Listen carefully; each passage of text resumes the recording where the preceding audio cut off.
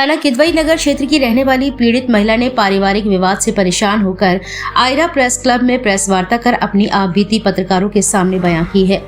पीड़िता ने बताया कि किस तरह उसकी बड़ी और छोटी बहन मिलकर उसको मानसिक और शारीरिक रूप से परेशान कर रही हैं, जिसकी शिकायत पीड़ित महिला द्वारा स्थानीय पुलिस और जिले के पुलिस कमिश्नर से की गई है।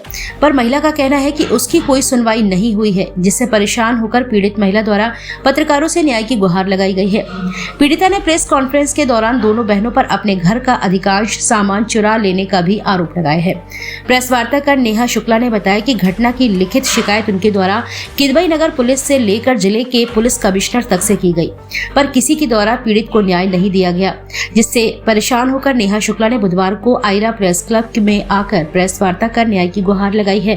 पीड़ित का मानना है कि उसकी बहनों के द्वारा आए दिन उसके साथ मारपीट की जाती है, इसके बावजूद भी स्थानीय पुलिस मौन बनी देखती रहती है। देखिए हिंद नाउ टाइम्स मीडिया पर कानपुर ब्यूरो प्रमुख अक्षय सिंह की खास रिपोर्ट। क्या मामला हो गया? मामला ये है कि मेरा मकान है किदवई नगर थाना लगता है 127/222 W1 ब्लॉक साकेत नगर की निवासी हूँ मैं अपनी मदर के साथ रहती हूँ। मामला ये है कि मेरे फादर अभी ख़त्म हुए हैं 24 तारीख को। मेरी 2 सिस्टर हैं जो जबरन मेरे मकान पे कब्जा कर रही हैं और मेरी मदर को भी मतलब बहलाती फुसलाती भड़काती हैं मेरे खिलाफ, जबकि मेरे फादर जीते जी सब कुछ मेरे नाम करके गए हैं। मेरे पास सारे प्रूफ हैं, रिटर्न में भी सारे प्रूफ हैं मेरे पास। इसके बावजूद भी जब मैंने कंप्लेंट करी किदवई नगर थाने में, कमिश्नर में, यहाँ तक सीएम पोर्टल में भी, बट किसी ने मेरी सुनवाई नहीं करी। उसके बाद ये हो रहा है कि मैं अपने घर में रह नहीं पा रही हूँ। आए दिन मुझे मेंटली, फिजिकली, फाइनेंशियली मतलब टॉर्चर किया जा रहा है। और मेरी माता जी भी क्या कहते हैं, उन लोगों के साथ मिलके मतलब मेरे साथ गलत व्यवहार करती हैं। दोनों बहनें मेरे घर पे ही रहती हैं और मेरे घर से आधा सामान चोरी हो चुका है। और ये सारी जानकारी मैंने ऑलरेडी क्या कहते हैं चौकी इंचार्ज पटेल लोकेश पटेल को दे रखी है। मतलब सब कुछ कार्रवाई करने के बावजूद भी मुझे इंसाफ नहीं मिल रहा है। मैं अपने घर में रह नहीं पा रही हूँ। पिताजी कहाँ हैं आपके? पिताजी मेरे ख़त्म हो गए हैं। कैसे गए?